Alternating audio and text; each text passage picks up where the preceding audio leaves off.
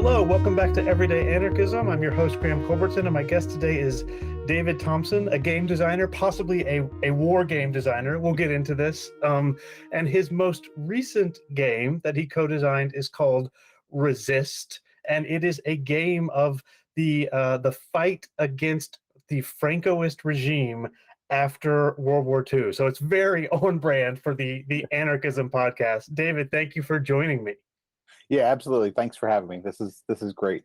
Can you just start by telling us a little bit about this game? I mean, for people who are not super knowledgeable about the tabletop game scene, first of all, I'll say this is a single-player game, which are these are very common and popular within the community of those of us who play these kinds of games these days. But this may be people's first exposure to a single-player tabletop game outside of, they've probably played solitaire, but they might not imagine anything beyond that. Yeah, it's funny. I mean, solitaire board gaming has exploded in the last 5 years, right? It was starting to gain a little bit of traction. You'd see every once in a while you'd see a solitaire game, but really what you started to see more and more were multiplayer games, like games designed for 2 or more players. That people would start seeing solitaire variants, but really, about in the last 5 years, and then certainly COVID, right? It just exploded, and to the point now where it's getting to be a little bit uncommon not to see at least a solitaire variant of a multiplayer game, right? And there's a lot of different ways to achieve that, and we can talk about that if you're interested. But certainly in this specific case, from the outset, it was designed to be what I would call like a solo only or solitaire unique, or however you want to say it. You can only play this game solitaire. Which actually that bothers me. I want a multiplayer co-op mode as well, but we can. I'll let you worry about that. You know that one thing, not to sidetrack us too much, but one irony is I do quite a bit of solo game design work. I don't play a lot of solo games though, but I love playing solitaire games cooperatively with my kids. Yes. Right. We sit around and we talk about that's what I've got set up on the table behind me is a game called Under Falling Skies, which is a great game, and I've been playing recently with it's a solo only game, but I've been playing it with my kids, which it's great. Yeah, my kids are 3 and 6. They're not quite there yet, but I'm ready for that sort of thing. It seems like a great way to go. Before I'm about to get way off track and talk about all sorts of things. So let's just stop and say, tell us about this game, Resist, how it came to be, who you made it with. Yeah, sure. So it has a little bit of a lengthy origin story, right? And it goes back to there is a Spanish publisher the name of the publishing company is Salt and Pepper, and the main person responsible for that company, his name is Gonzalo. So he's a Spanish publisher who's primarily, what they've always done is what we call localization. So translation of a game. So they would take an English language or whatever language game, and they would do the translation, and they would publish that primarily for the, usually the Spanish community or any Spanish speaking community. But he, in addition to being a board game publisher, he has a website where he does a lot of game reviews, and he is personally into historical games. And so he had played some of my other historical games, really liked them a lot. And so he reached out and said, hey, can you please design a game for me? You can design it on whatever topic you want. I just would like you to design a game, but I want like all the rights to it. Like I don't want to just be the Spanish translation. I want to do the English language, etc., because he wanted to expand from doing just beyond localizations. And this was probably a couple of years ago when he first reached out. And at the time, and still now, I'm very busy. I have a day job that's not board game design, right? So board game design is sort of like my second job / hobby. And I had a bunch of projects on contract and stuff. And I said, hey, I'd love to. Sounds great, but I'm super busy. And we every once in a while he'd reach out and say, hey, do you have some time? And finally, there was in my schedule, like a very small window of opportunity popped up, and I said, hey, I have a little bit of time, and I reached out to my 2 main design partners. And so that's Trevor Benjamin, who I've designed a lot of games with in the past 5 or 6 years, and then Roger Tankersley, who I've started working with more recently, but I know from my day job, and we've been friends for a long time. And so I reached out to them and I said, hey, this publisher sounds like a really good guy. He's asking us to design this game. We have total freedom to design about whatever we want. And in my mind, I knew he liked historical topics, and it's a Spanish publisher, so I thought it made sense to pay homage to that. And so I started brainstorming, what would be a good topic with that combination. And there are a couple of things that came to mind. One is a unit in World War II was called La Nueve, and they were a Spanish unit that was integrated with a French unit that was partially, they operated in North Africa some, but they were there at the liberation of Paris. And so I said, oh, that's maybe one thing that I'd like to look into. But the other one, and this is what Resist is about, was the Spanish Maquis. And so, when people think of the word Maquis, if they're a geek, they might think of Star Trek Deep Space Nine. Is that what you're going to say? Yeah, that was. So you might think of Star Trek, but Star Trek, where did Star Trek get Maquis from? So Star Trek got Maquis from the French Maquis, right? So when people think of historically the Maquis, they were French resistance fighters. What most people don't know, even if you do know about them, is that there, in addition to the French Maquis, there was the Spanish Maquis. And so we could have a multi-part podcast series about the Spanish Civil War, and we won't do that. I will do that at some point, David, on this podcast. Don't worry. You do. Yeah, with this podcast, you have to have quite a bit of time set aside for the Spanish Civil War. But for people that don't know, 1936 to 1939, very much a sort of presaging what was to come with World War II. There was the Spanish Civil War, and out of that, the Spaniards that were fighting against Franco. This is a massive oversimplification, but the Spanish Republicans that were fighting against Franco were defeated, and they fled, and many of them fled to France.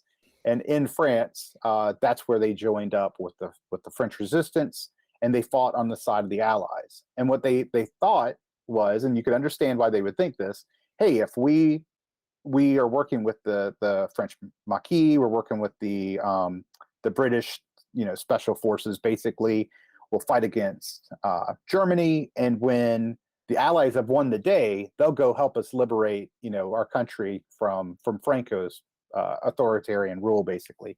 And that did not happen. So they were basically left to themselves after World War II is over to try to go back and liberate Spain. And that's where it's right after, right as World War II is ending, is where this game begins, where the player is taking on the role essentially of sort of like the cell organizer of a small group of Spanish Maquis in their attempt to push back against Franco's forces. Okay, wonderful. Yeah, I started this podcast. I called it Everyday Anarchism because I really wanted it to be about, mutual aid in our everyday lives. I immediately found out that people wanted a lot more theory. My background is in theory, philosophy, so that was easy. And I'm just now turning the podcast more towards history. And I just recorded my first episode about the Paris Commune, and then the other just giant world historical event that is looming, that has almost not arrived yet on this podcast at all, even though this podcast is over a year old, is the Spanish Civil War. So I appreciate you just very briefly, very briefly giving us the sense of what was happening. And then I will admit, I had no idea. Of course, we knew that some people fled from Spain to France. That's obvious. Where else are you going to go? But the Spanish Maquis, their very existence, their participation in the French resistance, or with the French resistance, and then their battle against Franco, relatively short-lived battle against Franco afterwards. This is all new to me, David. Thank you so much for bringing this to my attention. Yeah, well, I'll tell you, it was basically new to me. I knew the basics of it, but going into this, there was some research, obviously, that we had to do to make sure that we were representing the topic with the respect it deserves, right? One aside I will mention, though, as you talk about the Paris Commune, is a good friend of mine. His name is Fred Serval. He has a YouTube channel. He does a lot of board game reviews, but he's also a game designer. and last year I think published a game called Red Flag Over Paris, which is about the Paris Commune. So it's a great 2-player game. So Okay, I'm unfamiliar with this, and I will get right on that. Thank you.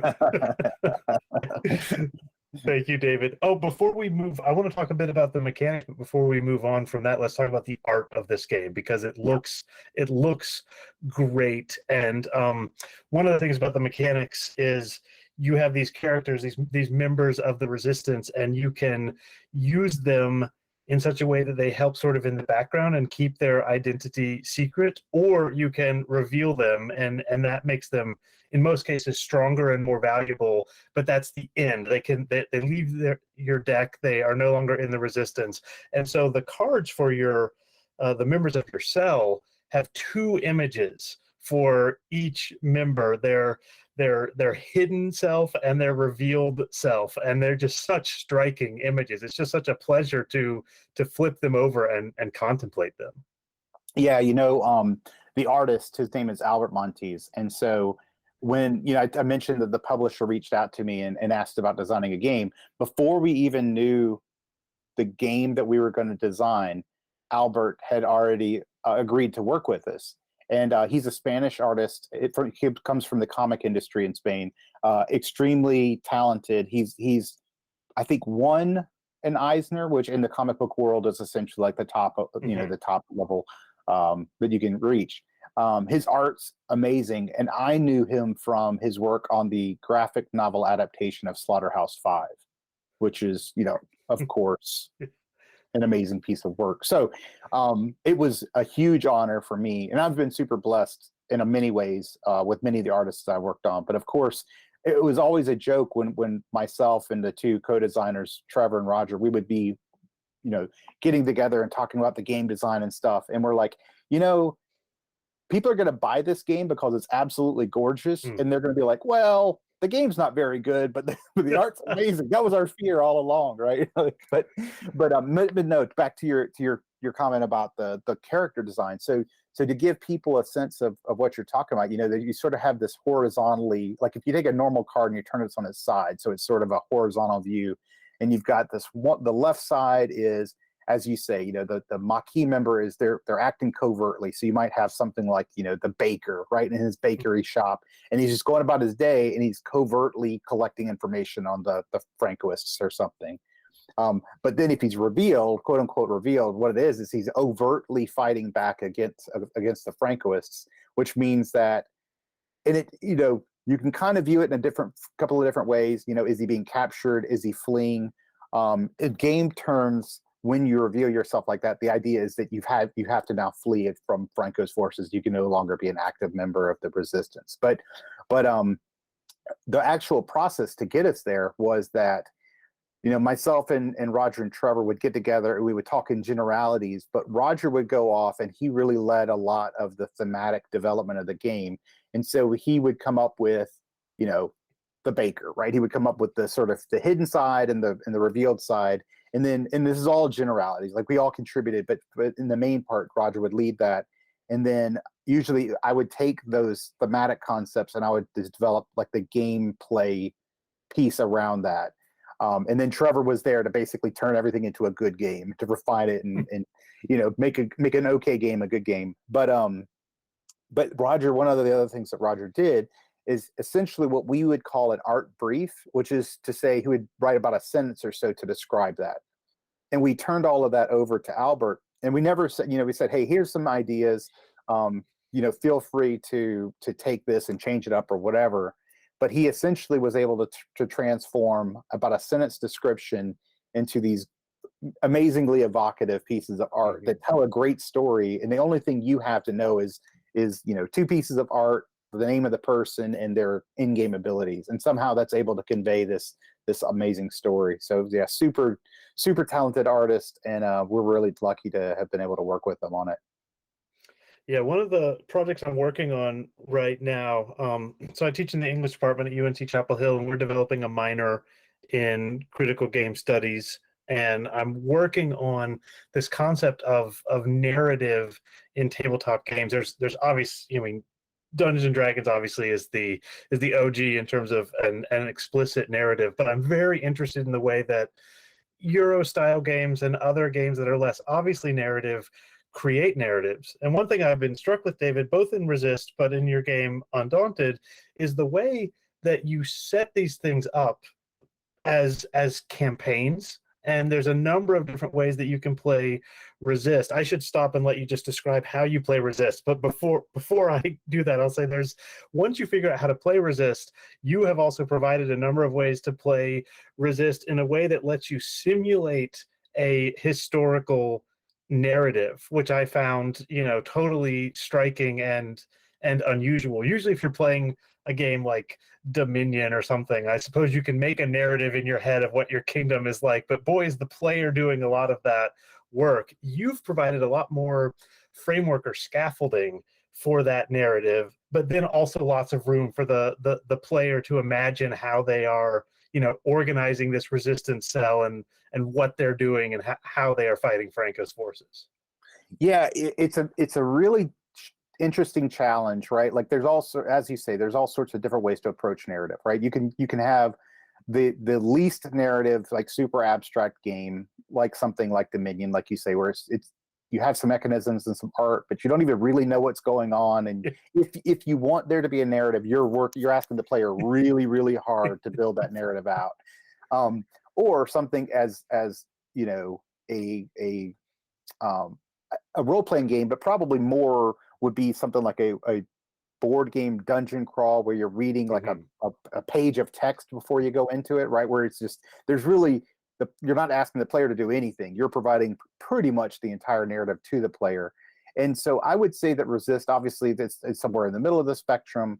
And hopefully what you're able to do, other than just the little bit of context that's provided in the rules, is provide, like you said, the scaffolding to allow for, I guess maybe what you call emergent narrative, right? Where the player doesn't have to struggle to see the story that you're trying to provide for them. Now, that's not to say the game absolutely functions if a player goes in there and all they do is look at the numbers and read the text. They can play the game. They can ignore all the stuff around them, right? But hopefully the game allows the player to almost subconsciously fill in the blanks there for the narrative, right, and build that story. Yeah, I now want to. Obviously, games thrive on YouTube because you can see what someone is doing. But if you could just take a second and explain to people how the game is played. I know it's going to be way harder on a podcast than it would be in a YouTube video, but just so they can get a sense of it. Sure. Yeah. I mean, if people are listening that have never played what we call like either like a hobby board game or a modern day board game or whatever, almost everybody, as you said, has probably played the game Solitaire, right? So card game, you're playing by yourself, you're just trying to go through the motions of doing something. I guess at its most basic level, Resist is kind of like that. It is literally a card game that you're playing Solitaire. What you do in Resist is there is a deck of 24 Maquis, members of the Maquis. You're going to play with 12 of them to start with, and there's 12 more that are available to you through the course of the game. And so that's one bit, right? You've got your Maquis that you're going to be using. The goal of the game for them is to go on these missions to try to accomplish whatever the mission itself is and defeat enemies on the missions. And through doing that, you're able to do things like recruit new Maquis. You're able to, defeat Franco's forces, etc. Right? So you'll go on a mission, you'll accomplish it to some degree, and you'll continue on. Now, one of the things that's very, I think, I don't know if it's unique, but it's certainly unusual about Resist is the base game. So we can talk about the sort of the scenarios in the campaign later if we want. But the base game has this premise where you are never going to be stronger than you are at the very beginning of the game. Mm-hmm. You start out with 12 Maquis, and you are going to lose them over time, right? It's how you manage them is really one of the key parts of the game that runs the full course of the game. And so you're trying to keep them with you as long as possible. There's this constant pull to want to what we were talking about, reveal them for their stronger power. And so in order to accomplish a mission, you might have to reveal them but then they now leave your deck. And so your deck becomes weaker because you've now lost them. And so you're going to fight that tension throughout the entire game. Well, really what's interesting about the game is you decide when it ends. So there are some obvious, there are some immediate loss conditions, but you kind of control how likely those are to happen to a degree. And so the entirety of the game essentially comes down to this almost like one big press your luck. You know, do you want to keep on and take on another mission? And you get to decide whether you want to or not based on whether you think you can accomplish it.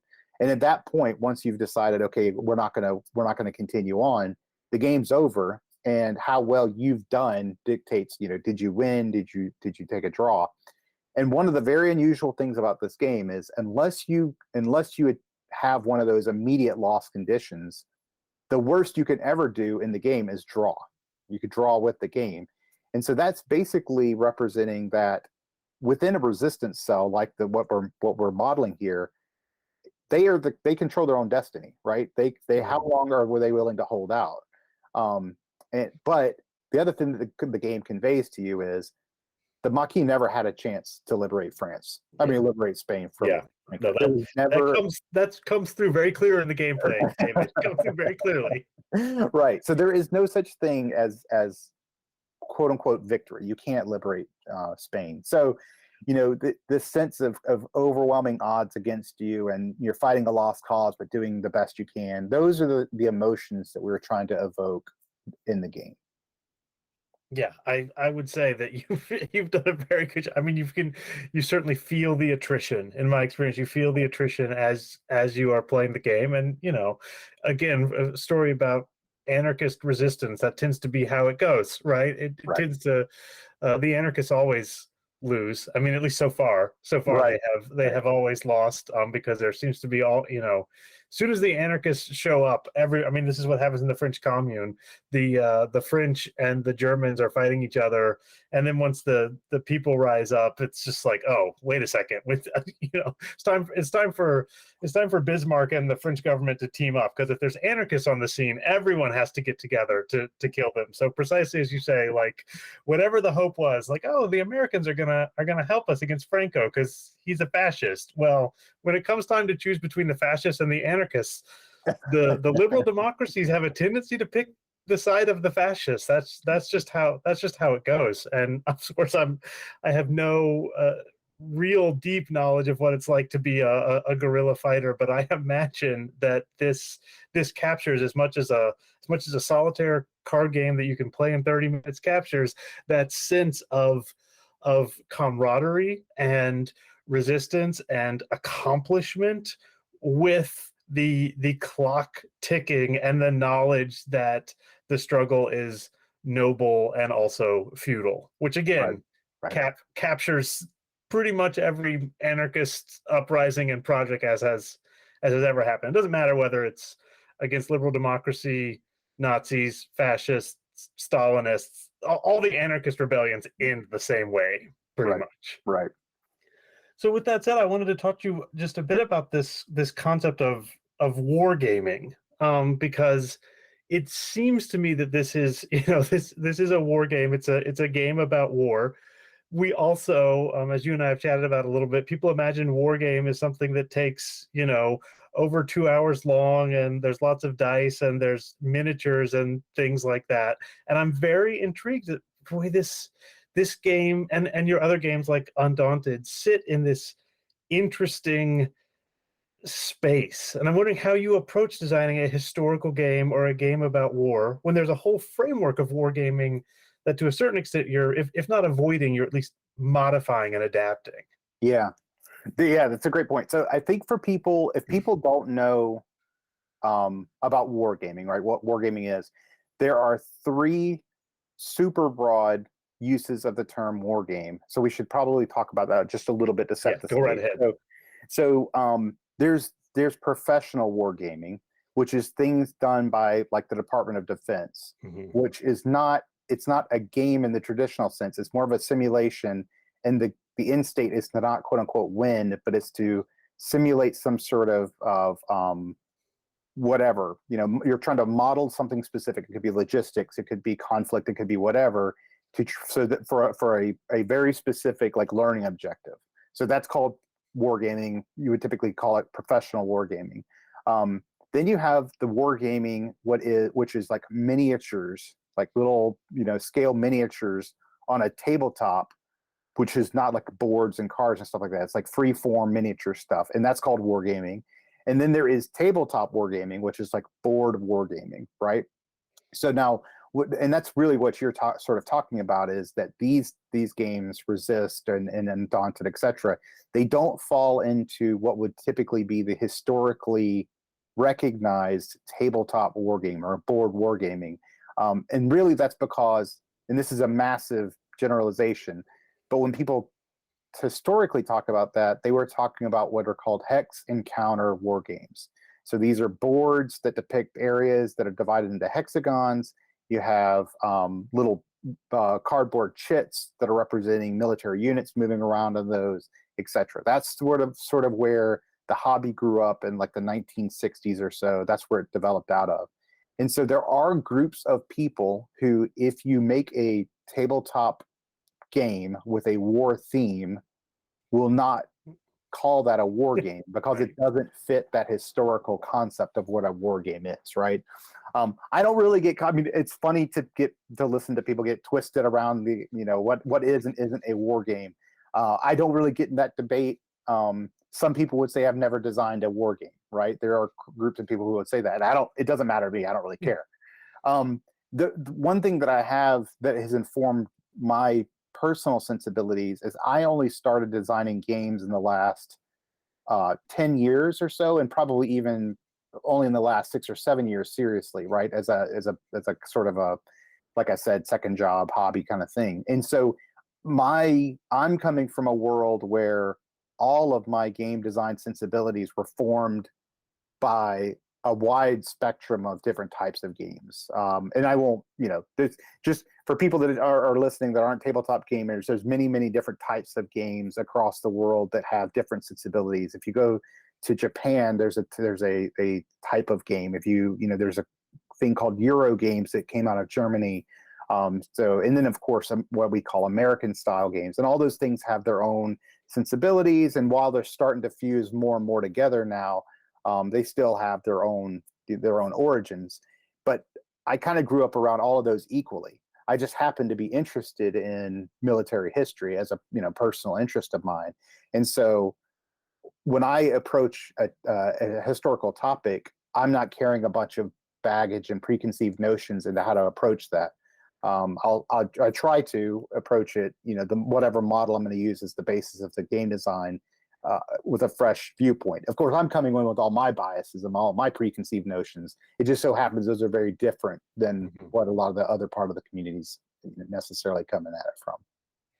Yeah, I'm really struck that this is my first, it certainly will not be my last podcast episode dedicated to a game, and this is putting us in a strange position, or I think it's a strange position, or to put you in this place that if someone maybe doesn't even know what Settlers of Catan is, right, and then we're throwing them in the deep end with a solitaire game like Resist. But for those of you who are not aware of this, there has just been an explosion over the past, 30 years, but especially it seems to me in the past 10 or 15 years of interest in gaming in a way that is different. There have always been people who played role-playing games like Dungeons and Dragons. There's the collectible card game, of which Magic the Gathering is the most well-known in gaming circles, unless you have kids, in which case probably Pokemon is the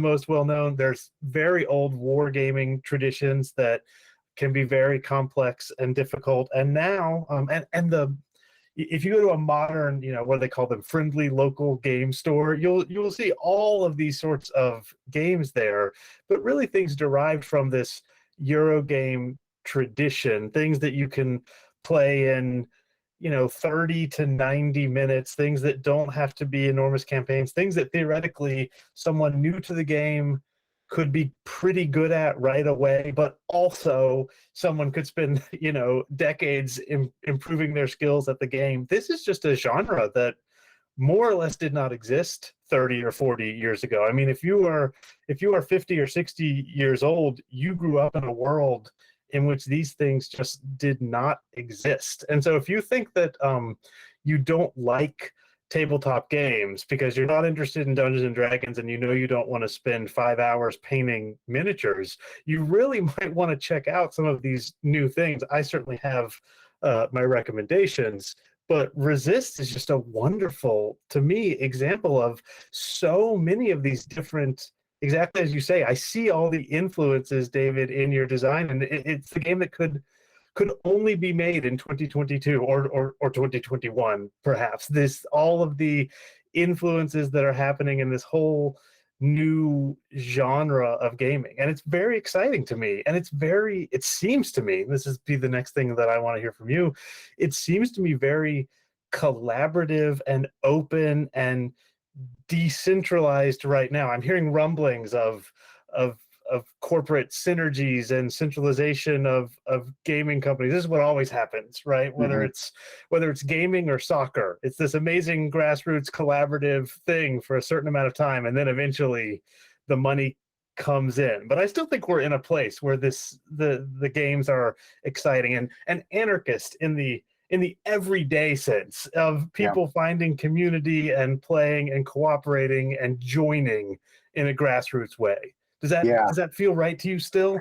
Yeah, absolutely. I mean, so, and again, to your point, for one thing, it's all relative, right? So on one side, the tabletop gaming, and so what we're really talking about is board games and role-playing games. That industry, or whatever you want to call it, has experienced double-digit growth for like the last 5 to 10 years. So it has absolutely exploded. And most of that is because of the American market, because it's always been strong in Germany, right? It's always been, Germany and then parts of the continent, European continent, it's been strong, but it's exploded in the U.S., which has driven the industry at large. Now, having said that, it's absolutely minuscule compared to like the video game industry, right? Like everything else is. But so it's all relative. But yeah, it is absolutely exploding. Now, you're exactly right. So big picture.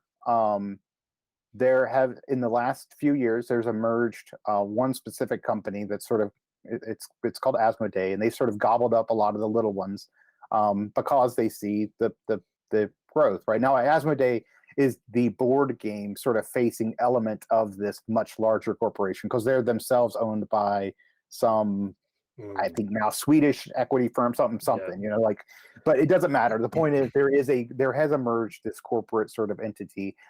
As of right now, that hasn't seemed to be that big of a negative impact. They're still allowing all of their they have tons of studios that are largely operating, autonomously by all accounts. So that hasn't been too disruptive. But in general, the board game world is an extremely collaborative community. When you go and you talk with publishers and other designers and stuff, I can count on one hand the number of sort of like people who have this sense of maybe they're standoffish because they're concerned about intellectual property or whatever, right? Some sort of capitalist concept of, I'm not going to share with you because it's better for me to, that you just don't see any of that. Now, I think that's a reflection of the industry itself is in this interesting pivot point where it is continuing to grow, but it's still ultimately pretty small. And everybody that's a game sort of creator, right? So whether you're an artist or a designer or a publisher or whatever, it's small enough that we kind of still all know each other. You're like, 2 or 3 levels removed from knowing anybody. So we're at this sort of, I don't want to sound too Pollyanna about it, but this sort of golden age where it's grown big enough to support all of these crazy little projects that we get to work on. And you can have games made about something as niche as a solitaire game about the, Spanish Maquis. But at the same time, we're still in this extremely collaborative environment. And the other thing that's related to that is pretty much everybody in the community is accessible, right? Like if you want to design a game and go pitch it to a publisher to be, you can do that. You can set up a meeting and go do that. And I would challenge you to do that in almost any other industry, right? How do you have access to the people that can make those decisions? But yeah, it's absolutely a fantastic community. The flip side is right is that you're a successful game designer, and also it's not your day job, right?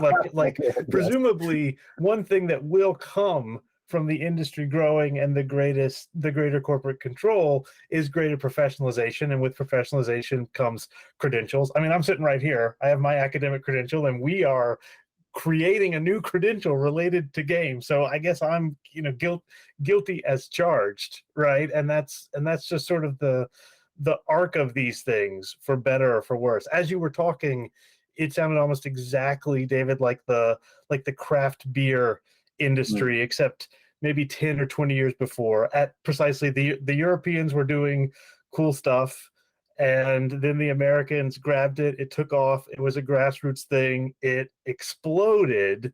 It was unbelievably collaborative. I mean, people still use the term homebrew to describe, various forms of grassroots design. That's where that comes from. Literally, it's the craft beer community, and now, whatever the, I think, Brazilian consortium that ate the Dutch consortium that ate Anheuser-Busch now owns, a huge swath of these formerly grassroots homebrew things. And, when you talk to some of these brewers, or at least the people around them, they're just like, yeah, it kind of sucks, but also those guys got paid, Right. Sure. like, Yeah. Yep. and Yep. that's just that's how it goes. And I for one, though, have lamented it in the beer scene, and will also lament it in the lamented in the game scene as it comes. Speaking as someone who's not who's not someone who's going to get a $10 million check from Anheuser-Busch or something like that. Yeah. Well, and that's probably, going back to your point about this is not my day job. So I mean, to put it into perspective, over the last 4 years or so, I guess, I've designed and had published something like, I don't know, about 15 games, which is a lot. That's pretty prolific. Mhm. And a couple of those have been pretty commercially successful, right? Not huge, but pretty successful. And there's no way, maybe if I was a single guy and didn't live in America and lived in a country that had proper health care, I could do it full time, right? Mhm. But like what's sustaining a family and stuff, that's just not possible. But that probably goes back to this sense of community, because nobody is really making bank in the board Yeah. game industry, right? There's, it's just not. You don't go into it to make money, right? And you really do have to come into it with a passion. So the idea that you wouldn't, the community wouldn't be there is, it's just kind of they go together. Yeah, good. Well, I mean, that's observing it somewhat as an outsider, certainly not as a creator. That was the vibe I got, and I'm certainly glad to hear that it still exists. And I mean, I can tell you. So I'm in Chapel Hill, and the big local game store near us is a place called Atomic Empire, and man, it is just one of the friendliest and most collaborative spaces. And I still think to this day, as academia becomes more professionalized, the weirdos, the people who would be described these days as neurodivergent, who perhaps once upon a time could have found a home in an academic department, they've been sort of weeded out. It's really been quite sad. And there's still a place, where the outcasts are not outcasts. And for me, that's around tabletop games, and it's still this cool and inclusive space that I treasure. Yeah, now that's an interesting, that's a whole nother topic about not in the It's, gaming world and inclusivity and diversity and increasing, because while I would say that the hobby is generally inclusive, right? Especially more also on the role playing game side. It is still very much in America, especially, it is still very much a white male yeah, dominated hobby, right? Um, so now trending very much in the positive, right? Very much in the positive, but that is a reality of it.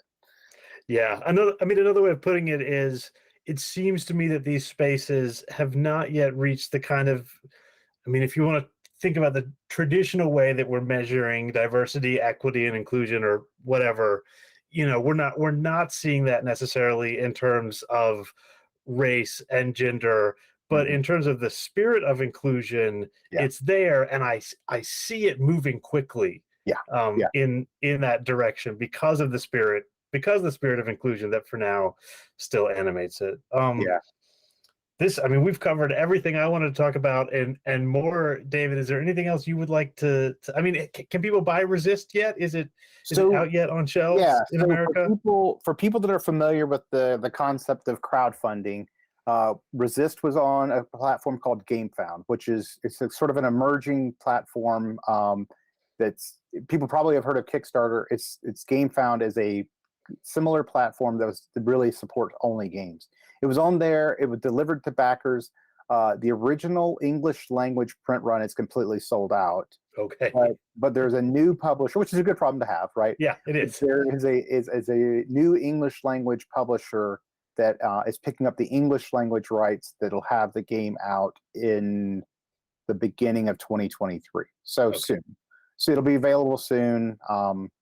That the name of the publisher is 25th Century. If people, are interested in it, you can definitely check out their website, and you should be able to. I would assume you could pre-order it now, but for sure it'll be available soon.